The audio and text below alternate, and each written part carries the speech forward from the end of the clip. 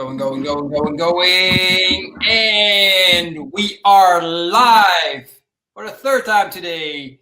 Welcome to yet another live interview for Become a Fearless Father show.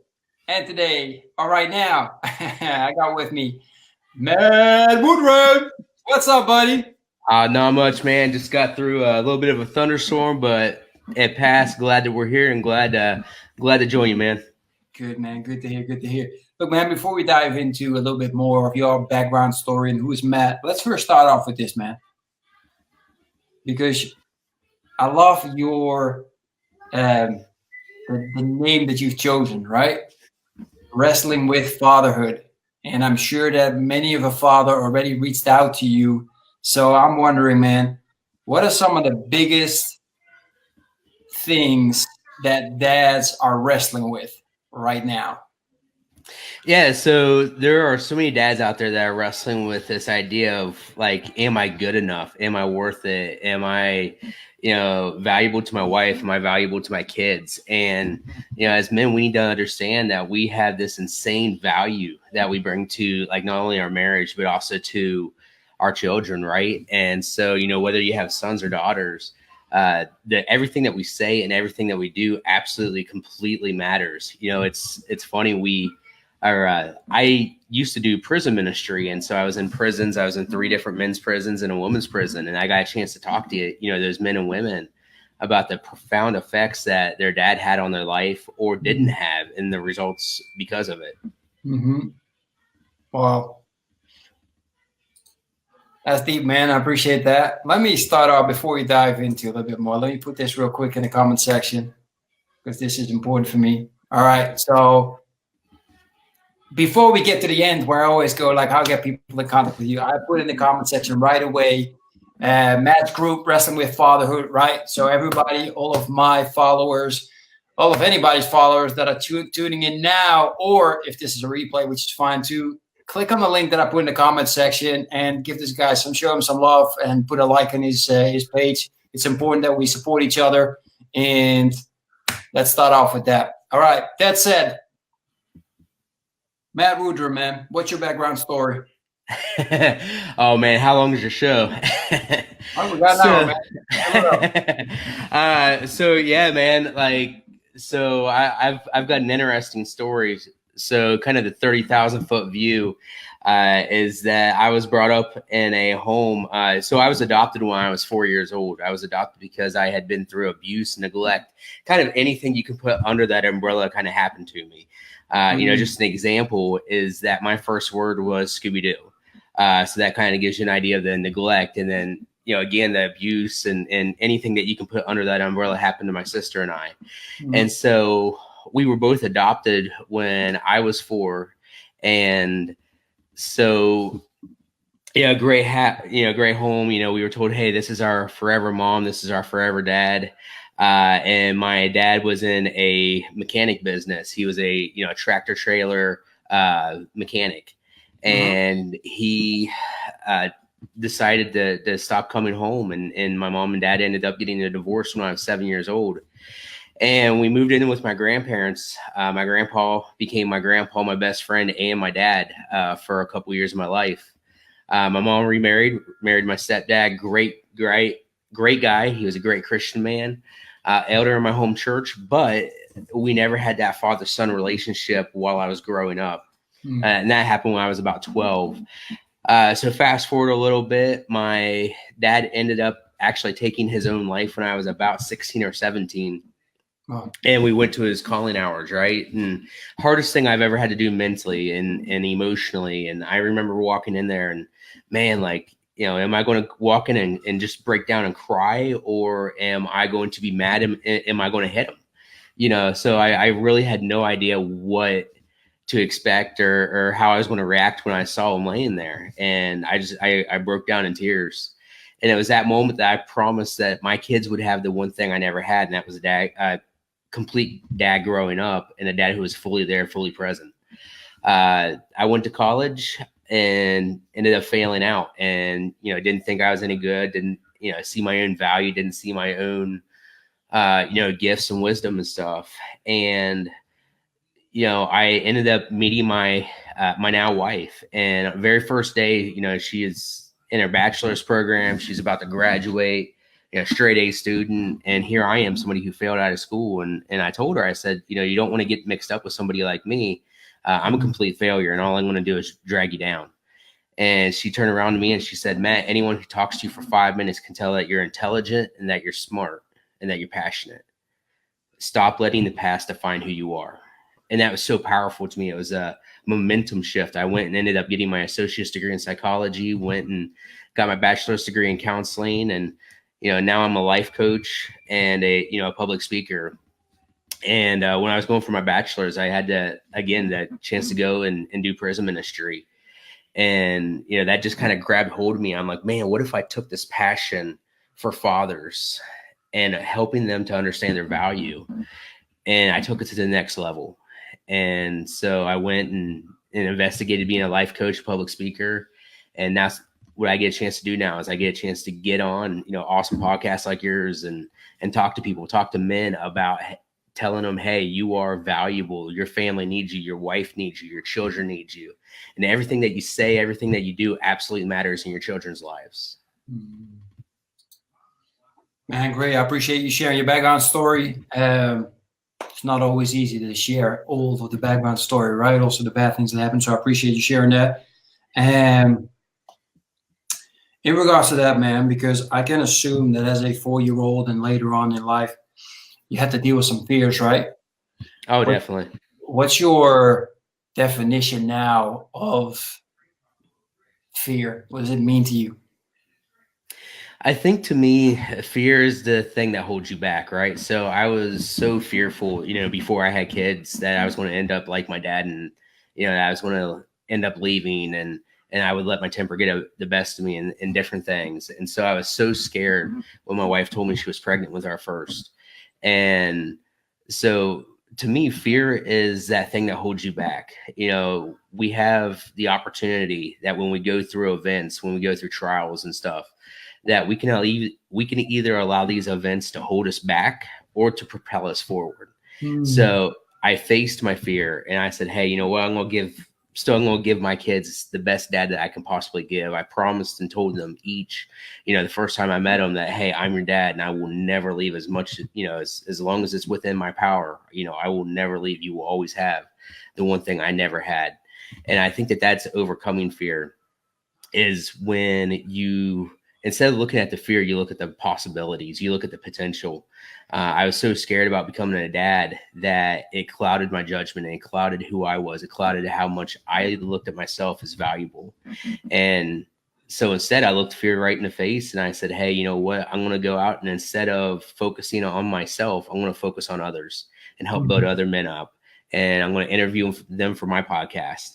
And in interviewing them for my podcast, I'm going to learn what it means to become a great dad. And I'm going to give my kids the best possible dad that anybody could ever give them. Nice, man. That's awesome. Just so people understand, 3 daughters, is that correct? Yep. I have 3 daughters, ages 6, 4, and 10 months. 6, 4, and 10 months. Nice. Full house. It's fun. It keeps it interesting. I bet. And how long have you been married for? I've been married for about 11 and a half years. Wow. Nice. What's your secret?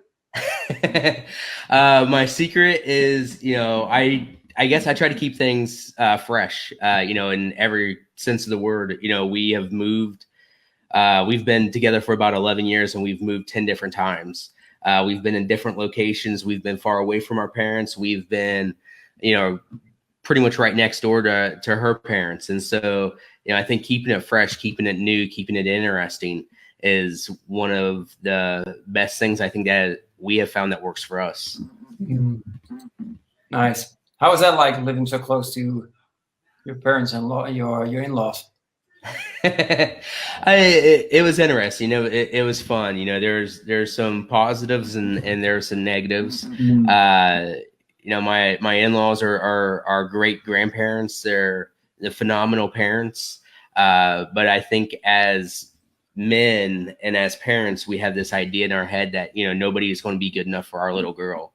And of course, when you have that attitude, it can put some of that friction between, the husband and the in-laws. And so, it was great for our kids to spend some time with them. It was great for my wife to spend some time with her parents. And so it was very beneficial for them. I hear you. It's a mean question, man. We're filming this, so you can't say anything bad. I know how hard it is. Let me rephrase that in a different thing, man. What I've noticed is with my parents, with her mother who passed away several months, they are so incredibly amazing with them, but at the same time, they're so incredibly overprotective that it freaks me out. And it's like, dude, let them just be kids, right? Yeah. And that doesn't necessarily have to be your in-laws or your parents. Just in general, man, how do you deal with others telling either you or your kids how to do certain things? I think at that point you have to come and you have to understand that marriage is a team effort. It's a team sport, right? So if you watch sports, if you watch basketball, if you watch baseball, if you watch soccer, right? Everybody has their different positions and different things that they do. For us, my wife and I realized a long time ago that we were the team. Like, if I have questions, if I have things that I want to get done, then I need to have her support and I need to have her behind me. And she feels exactly the same way. And so understanding that we are a team and we get to make the decisions on who comes in and dictates, different decisions, whether it's her parents or siblings and, other people who are trying to say, hey, like, this is how you raise your children.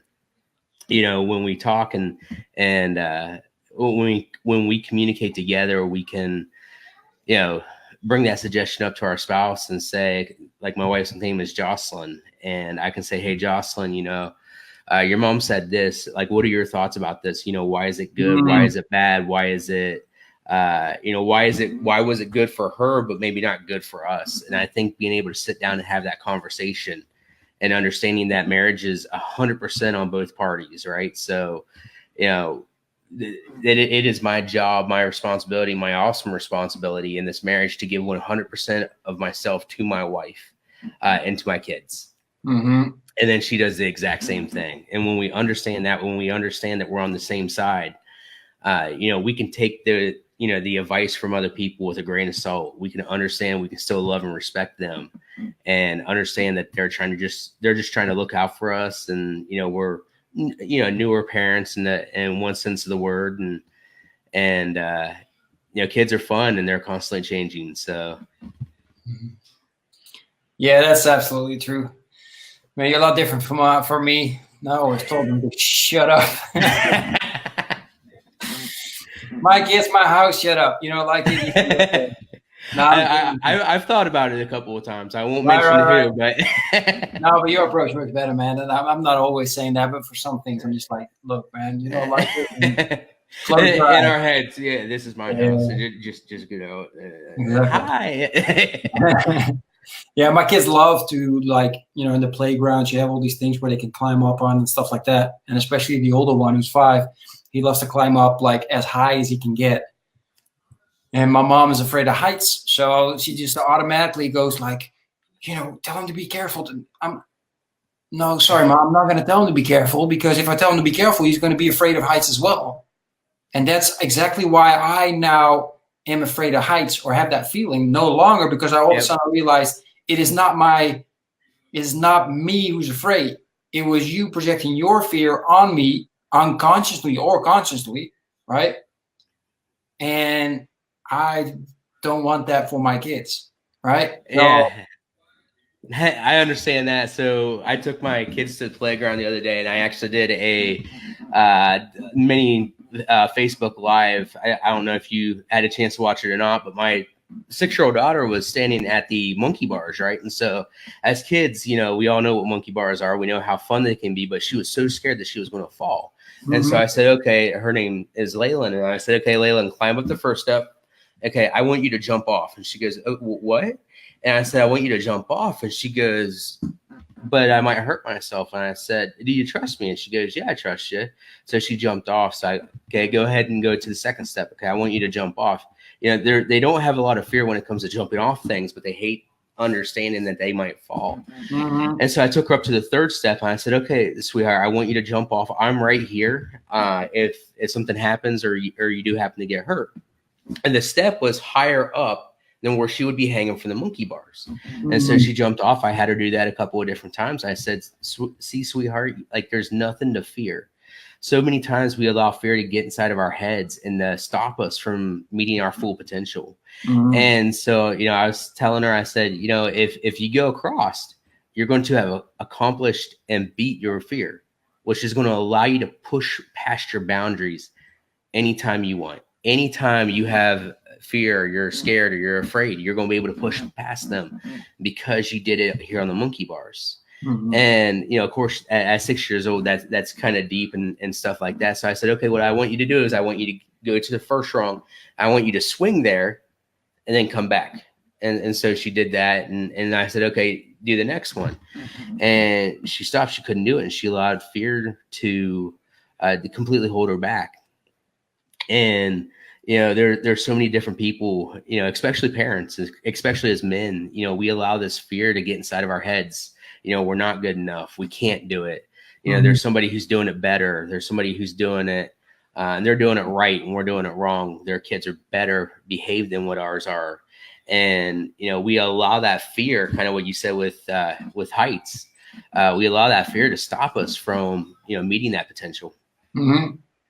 Yeah, absolutely. That's a powerful lesson. I especially like the way that you mentioned that how you did that is like you helped her build confidence in steps instead of what a lot of dads do as well. It's like, well, oh, look, yours are girls, so maybe it's a little different, but mine are boys. It's like, look, man, stop being a little baby and you do it already, right?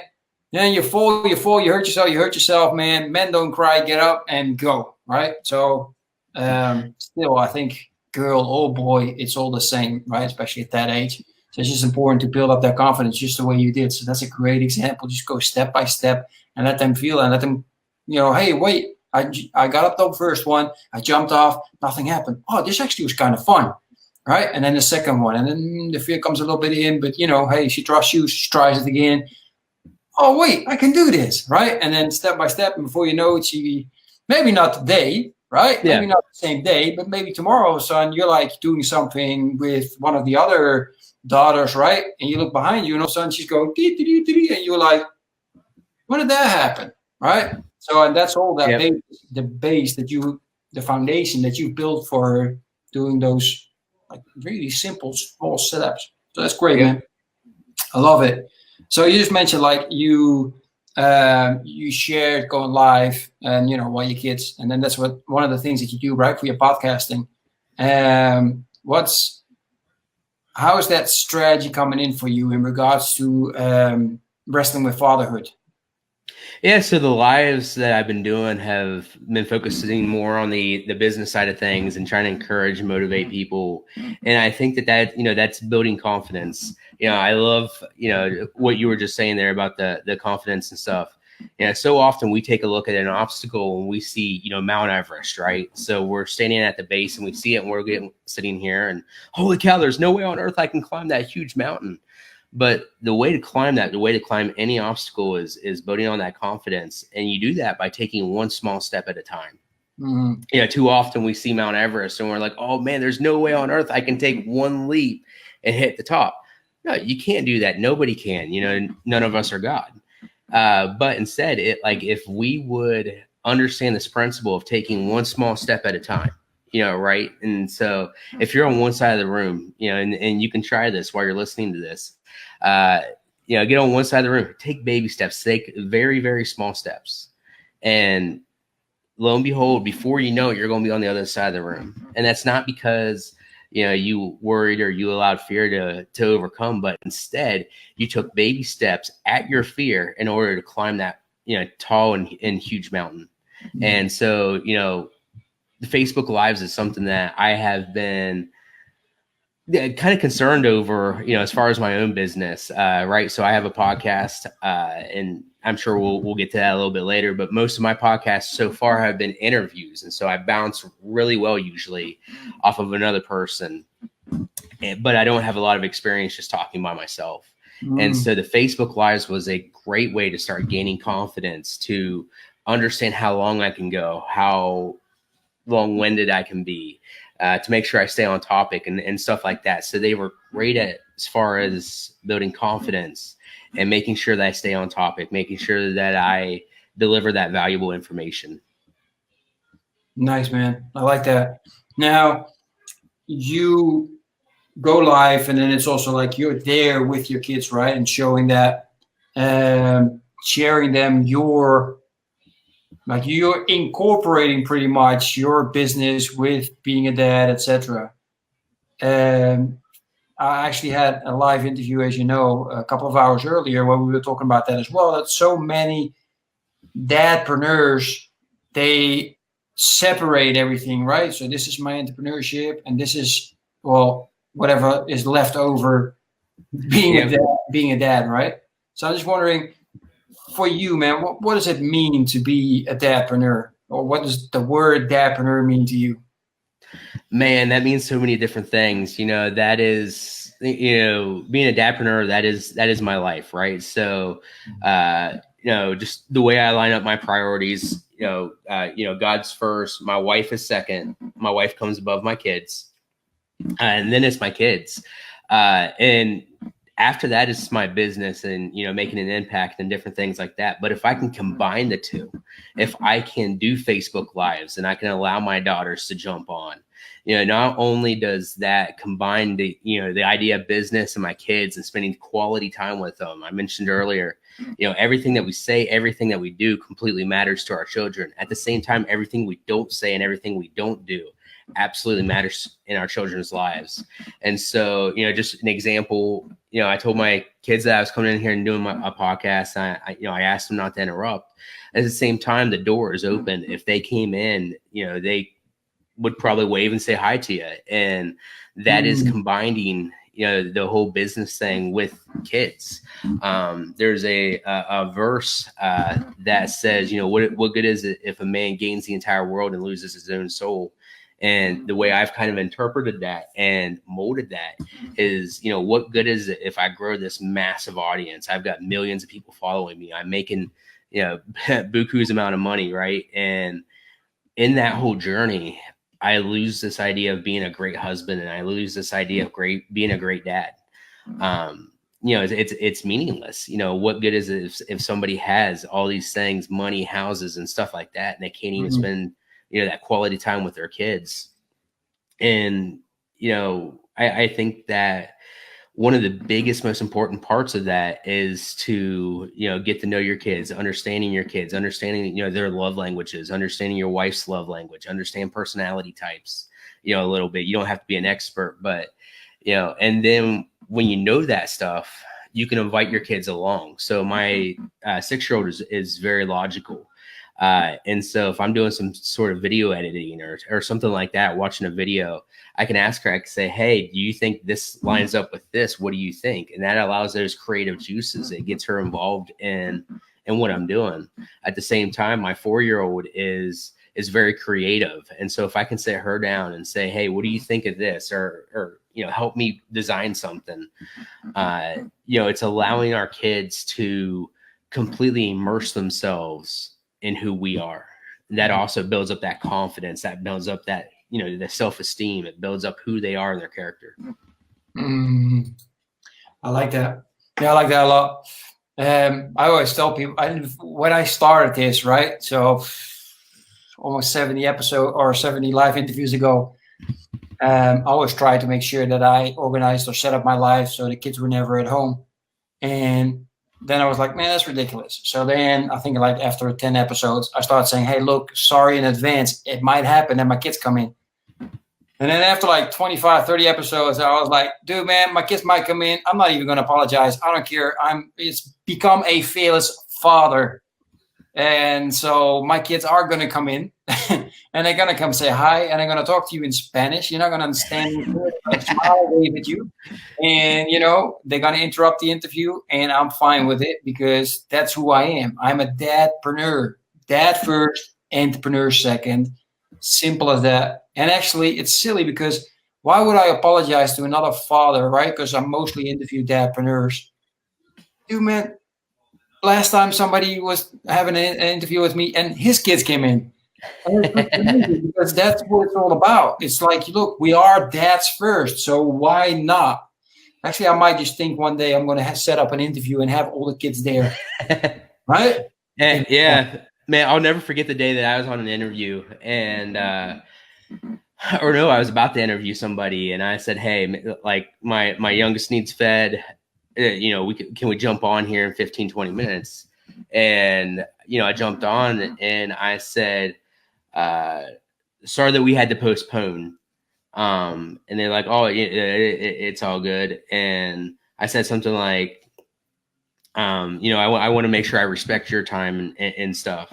Mm-hmm. And they said something about, are you going to apologize for your kids? And I said, no, my kids will always come. My kids will always come third. Mm-hmm. My kids will always come before this podcast. My kids will always come before anything I'm doing with business. My kids will always come before this, and this. And they said, Matt, man, I love that, because when we get to the point where we're apologizing for our kids, when we have to apologize because they're interrupting and stuff like that, we're putting whatever it is we're doing in front of our kids. Mm-hmm. And that speaks to our kids. That speaks and tells them, hey, you know what? Daddy thinks his podcast is more important than me. Mm-hmm. When our kids start thinking, boys or girls, if that's more important than me, then that devalues who I am. Mm-hmm. And, of course, sons and daughters both look to their dads to see and find out where their value is. Yep. Absolutely. Yeah, absolutely agree. Makes me also think about, you're having a conversation with other people, your child's there and they start interrupting you, Most parents look at them and start, can't you see daddy's in the conversation?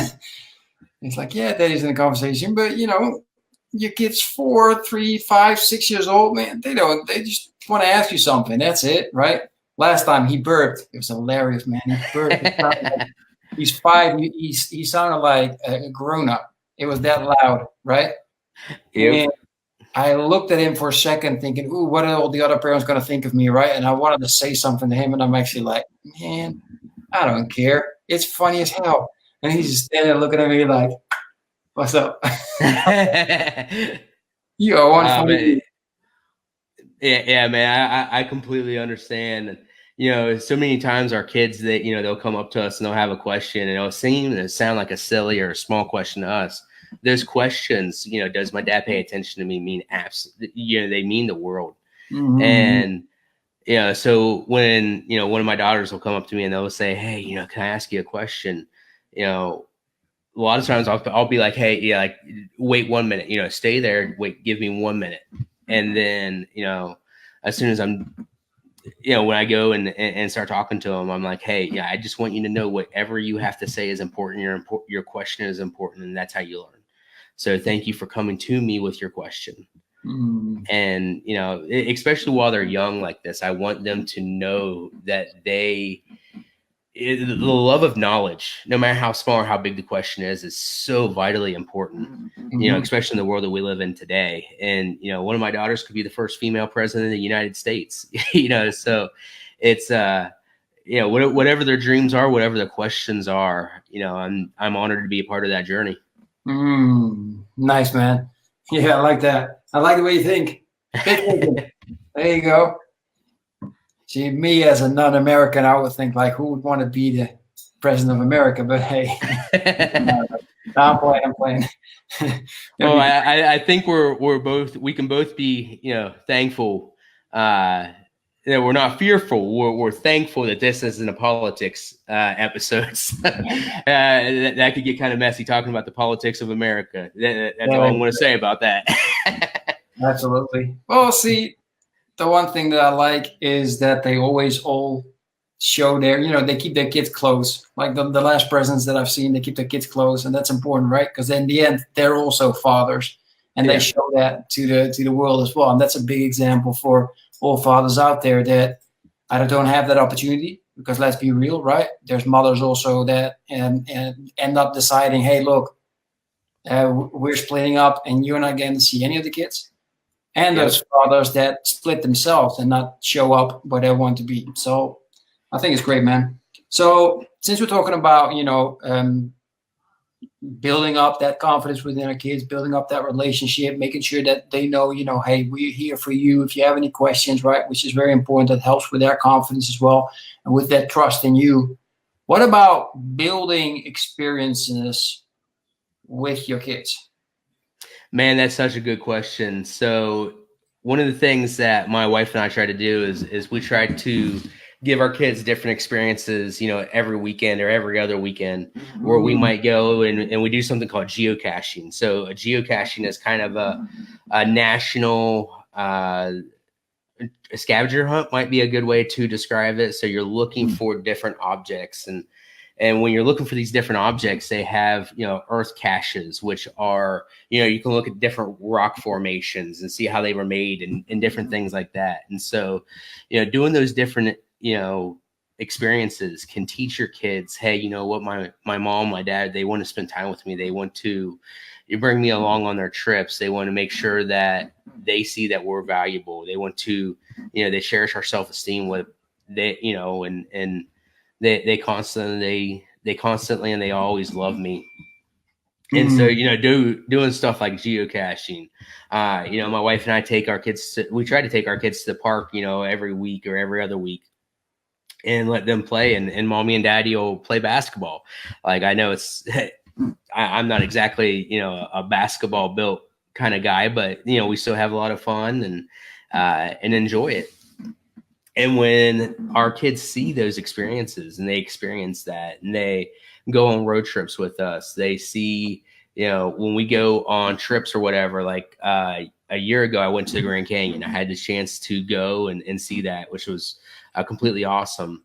I went and had a chance to bring my pictures back and show my kids and show where we walked and the different things. And I think, involving our kids in those experiences and immersing them in those things will, build the confidence. It will share, what all's out there, as kids. Like, I didn't know there was anything outside of the state that I was in, let alone the United States and other countries. And here we're talking and I'm in the United States, and, you're overseas, and we're sitting here and having a conversation, which I never would have dreamed of, when I was a kid. But when our kids understand that and they get a chance to talk to people and see other cultures, to talk to people who are from other cultures, to understand that there's people who speak different languages, that's going to help them to understand what's outside of, their little box,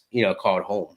And it's absolutely fascinating to watch them build that confidence and to share in those experiences. Absolutely. Well, as you saw, guys, I just shared the link for geocaching.com. Especially for myself, actually, to be honest, because you're not the first one. You're actually the second one to mention this. And the first time I was like, man, it sounds amazing. I'm sure they're only going to have that in the US. So I didn't check it out. And now I checked it out, and they actually have 5,711 spots within Madrid. So it's crazy. It's all over the world. I learned about it about a year and a half ago. My wife had started listening to the podcast. They have a podcast, and she had started listening to it. And they have, what's awesome about it is, and it goes in intervals of 0.5, so 0.5, 1.52, all the way up to 5 in difficulty. So you might be looking for a decent size box, like a box, or you might be looking for like a little film canister that has, something that you have to sign. And then they also have that same exact scale for the amount of difficulty. So it might be on, it might be in a parking lot on a light pole or something like that. Or I guess if you go all the way up to 5, you need actual added special equipment to do it. Like there's, I guess the most difficult one to get to, or one of the most difficult ones, because I don't know where they all are, is there is a geocache, I guess, on the International Space Station, and of course, like, you would need some special equipment to get there and stuff. So yeah, it's crazy. We've seen some awesome things. We've gone to new towns and seen back roads, covered bridges, rock formations, like I had mentioned. It's a lot of fun to bring the family on. Yeah, I gotta do it. It sounds really interesting, especially this summer, man. The kids are going to be home for 3 months, so there you go. It's going to be me and the boys.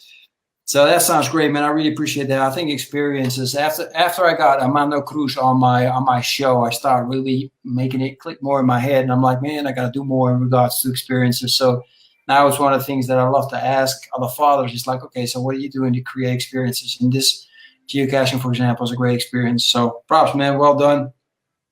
Look, man, one of the things that I see, maybe controversy is the wrong word, but some dads say yes, it's the most important thing. Other dads say no, absolutely not. But we're talking about health, right?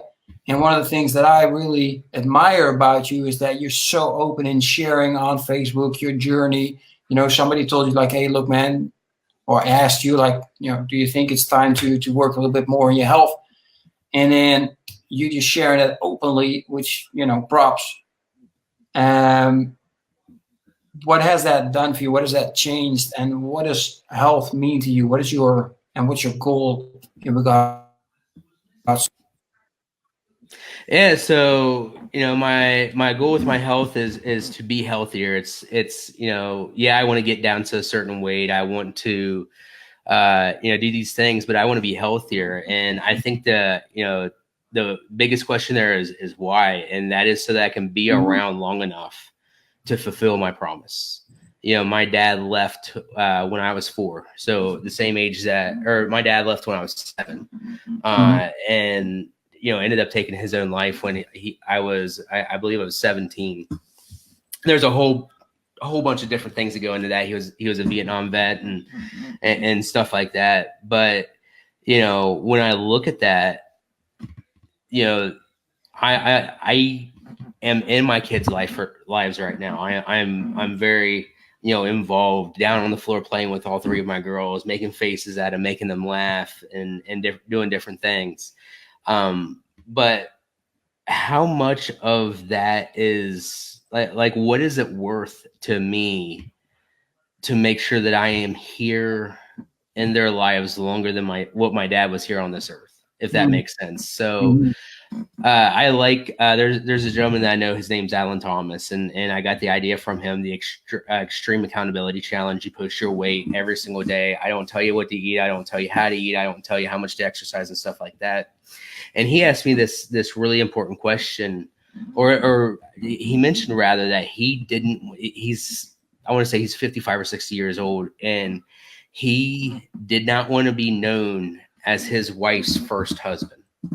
His wife is young, she's beautiful, and he's like, I didn't want to be known as her first husband. I didn't want to be known as the checklist on her, stair step to the top or whatever. But instead, I wanted to be known as somebody, as that driving force that improved my family, my own health, my kids' lives, and stuff like that. So to kind of go back to your question, when my dad took his own life, I made a promise, and that's that I would be the best dad possible. I can't be the best dad possible if I can't keep up with my 4-year-old. I can't be the best dad possible if my 7-year-old is running, or she wants to play kickball, or she wants to play some basketball, and I'm on the court for 3 seconds and I get winded and I have to sit down because I'm overweight.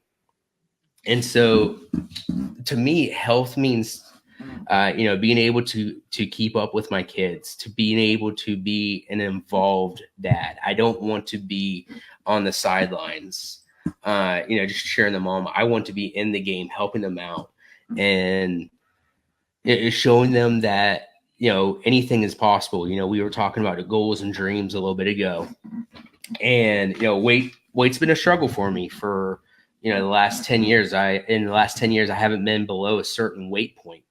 I am now, I think, 2 pounds away from that weight point. If I get below that, I will be the lightest that I have been in over a decade.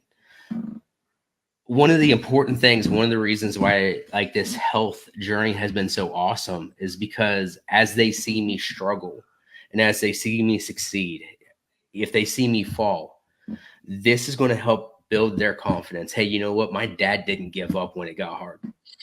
That means that when things get hard for me, when people laugh at me, when people tell me I'm a girl so I don't measure up, when people tell me, you know, whenever they start hearing things about, you know, they can't do stuff, they're not smart enough, they can look at my journey right now and say, hey, you know what? My dad did it. My dad pushed through. My dad persevered. My dad didn't stop. My dad, you know, he was able to take the small steps in order to achieve his goals and his dreams. And that's going to help, you know, all three of my girls. You know, two of them are old enough now that they will probably remember, you know, me going through this journey. And so when things get tough for them, they're going to be able to look back and go, okay, you know what? My dad did it. So can I. Mm-hmm.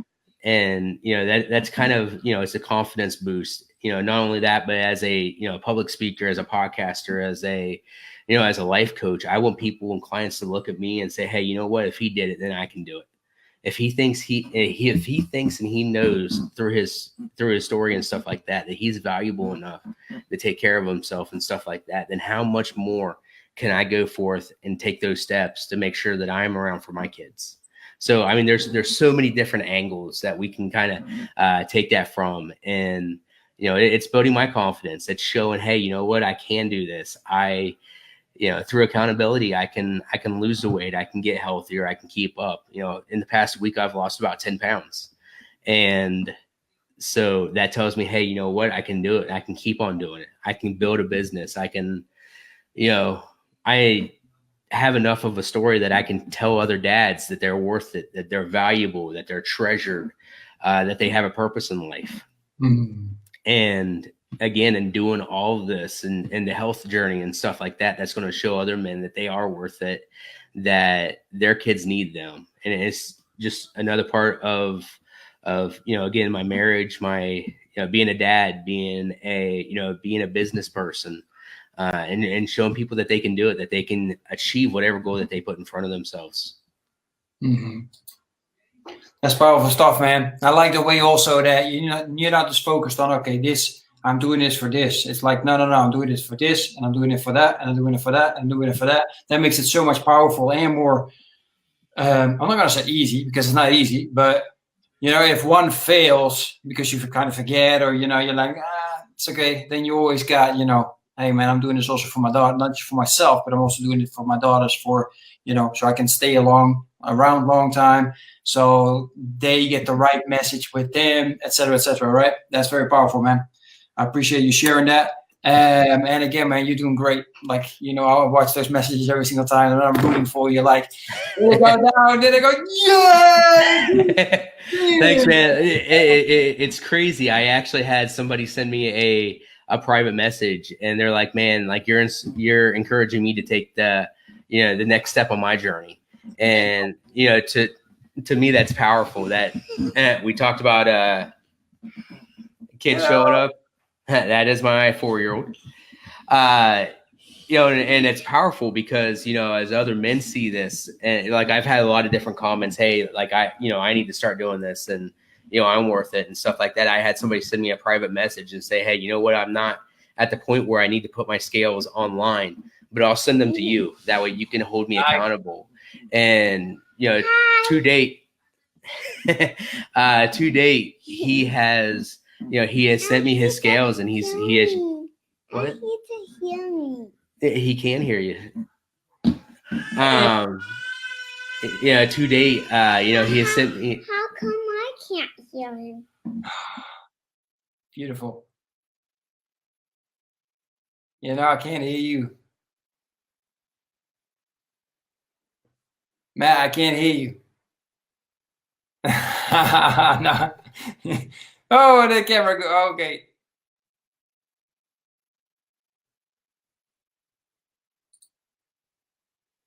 Can Hey, sorry about that. Beauty of technology, right? That's So yeah, he has been sending me his scales and sharing his struggles with me, and I've been able to encourage him. And so like this journey is having a ripple effect and an impact on men, all over the world. Maybe it's not weight loss. Maybe somebody doesn't need to worry about losing weight and stuff like that. But maybe somebody needs that encouragement and that push to start up a business, to start up a podcast, to start blogging about their journey and stuff like that. And so We're watching Thomas the Train. Oh, and so like you never know how much of an impact you're going to have by just sharing your own struggles and sharing your own achievements. yeah, it's so important. So what's your name, little princess? Krista. Krista? Yes. And how old are you? How old are you? How many is that? How much is that? I don't know. Yeah, You don't know? One, Okay, 1. 2, Uh-huh. 3, Uh-huh. 4. 4 years old. Wow. You're a young lady already. And how is daddy? Is he good daddy? Yeah, but I'm almost this many. You're almost that many. Of course you are. That's awesome. All right. Talk to you later, okay? Okay. Good. I don't watch TV. I'll be out in a minute. But yeah, see, I told you we'd probably have a visit from one of my girls, and Yeah, exactly. You beat me. My boys are eating dinner, so they're not moving. At least not until they finished. That was great. I appreciate you sharing that.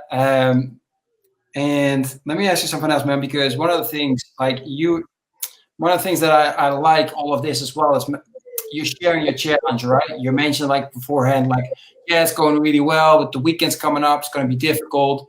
So it's not just all like, hey, look at me, I'm losing weight every single time over and over and over again, right? So I'm just wondering, man, what in regards to work and life, what's one of the biggest or bigger challenges that you're facing at the moment? big challenges. I would have to say probably staying organized is probably one of my biggest. As my wife is a speech language pathologist, and we just started this traveling thing, so we're currently living in Kentucky and stuff, and the weekend that you're talking about is this last weekend where we went home and spent the weekend with her parents, and I knew that it wouldn't be easy. Her parents, they tend to eat out a little bit more than what we do. They tend to, they're not a huge fan of vegetables and stuff like that. And so I knew that in order for me to keep pushing forward to achieve my goal, that I would have to, face my fear, right? So I would have to, take control of the situation. As far as other challenges and other things that I have going on, I think one of my biggest challenges right now, other than my weight stuff, is probably, pushing forward in my business. I'm a stay-at-home dad, and so there's so many different things that I need to do throughout the day, and hanging out with my kids, playing with my kids, going through school, going through some other different things. And so it can be difficult to say, hey, okay, daddy needs to go and he needs to record a podcast, or he needs to do his own podcast, or, do a Facebook Live, as we were talking about earlier, writing a blog and these other different things. And so, growing a business and making sure, but like, it's awesome to see all my, my hard work pay off, and, having a chance to jump on here with you and chat with you. And, I've been on other podcasts, and involved in other projects and different things like that. So it's been pretty awesome, and it's paying off. I just need to, stay on the straight and narrow and jump back on that horse and not be afraid to fail. I think that's what, as dads, as business people, I think that's, one of our biggest fears is that we can't or we can't fail. We have to succeed at every single little thing that we're doing. And I would challenge that line of thinking. I think instead of saying we can't fail, I think we need to fail forward. Mm-hmm. And what that means is that when we notice a fail, when I jump on the scale and I've gained a little bit, to take that as a life lesson. Thomas Edison invented the light bulb, and he made 9,999 light bulbs before he got the one right that we use today, right? And so as dads, as business people, we need to keep this idea, this ideology in mind, that we need to, instead of we can't fail, we need to look at each one of those as individual little lessons, and we need to fail forward instead of failing backwards and taking steps back. As long as you're taking steps forward, you're still moving in the right direction. If you take a step back and then you start going forward, you're still moving in the right direction. We can't allow those little failures and fallbacks and hurdles. We can't allow those to knock us off of our path, knock us off, and to make us forget about our goals and our dreams. And I think that that's what a lot of people do is, in the United States, at least, every New Year's, people make New Year's resolutions. And when people make those New Year's resolutions, it's said that after about a month, everyone's falling off the bandwagon. They don't have that accountability. They don't have that community, band of brothers. You had Justin Bailey on here several days ago. Justin's a beast. He's got a mastermind. I love Justin to death. He's got so many awesome things going on. And, having that community, having that band of brothers that can help keep you on that, keep you on the horse, keep you on the ride.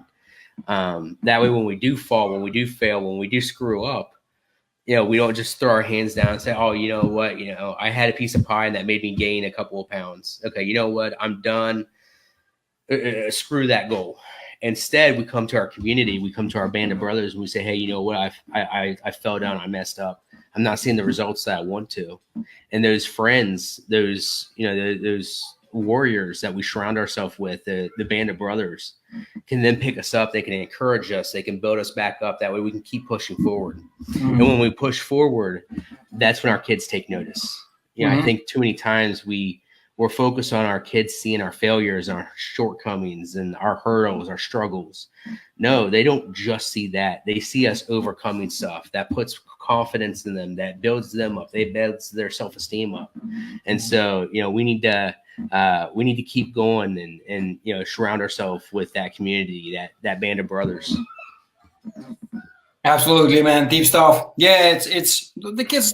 We're worried about that they see the failures, but I think, look, it's good that they see the failures, right? It's the same as, look, I went to a situation with my youngest one, and it was just like there was no way that I was figuring out how to solve it. So I started real quickly, rapidly make mistakes and find out the right thing. So one of the mistakes was I was slapping him on the ass because he was hitting kids. Yeah. Show him like, look, you hit a kid, that hurts. And that didn't work, right?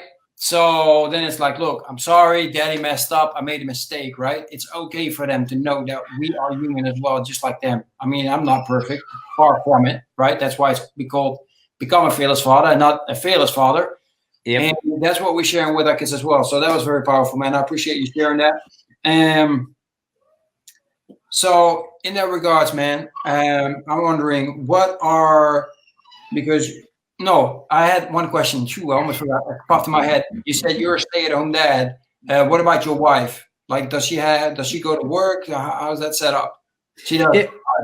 Yeah. So my wife is a full-time speech and language pathologist. That's she's full-time speech and language therapy.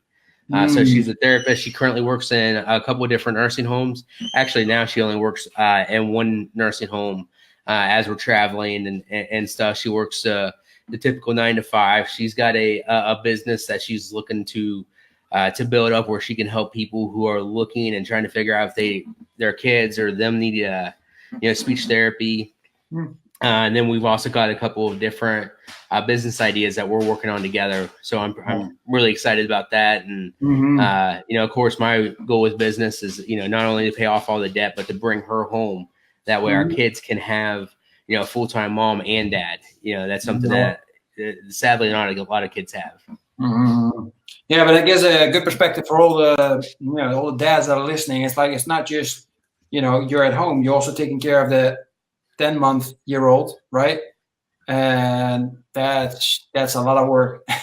That's a lot of work right there. So it's about to start crawling and walking, and you got to pay constant attention. So sooner or later she's going to end up being faster than you and being able to run or at least crawl circles around you. And exactly, that becomes fun. But if she can latch on to you, not as this perfect Superman type, but if she can latch on to you as a authentic father, an authentic dad that is always there for her, that does make mistakes, that does apologize to her, as you said, having to apologize to your kids. Don't be scared to do that. Like, they take note of that. When they see that, then when they get older, they're going to follow suit. Not because you're a superhero, you're invincible, and that you never make mistakes, but because you make mistakes. They know that they're going to be allowed and they're going to be able to fail. They're going to be able to, fall on the playground, as you said about your son earlier today. And, we need to allow our kids to make those mistakes and to fall. And in order for them to do that, they need to be able to see and understand, hey, you know what? We're human. We make mistakes and we fall as well. Mm-hmm. Yep, absolutely, well said. I think that's a great moment. We're almost at an hour, so I still want to give you the opportunity, man.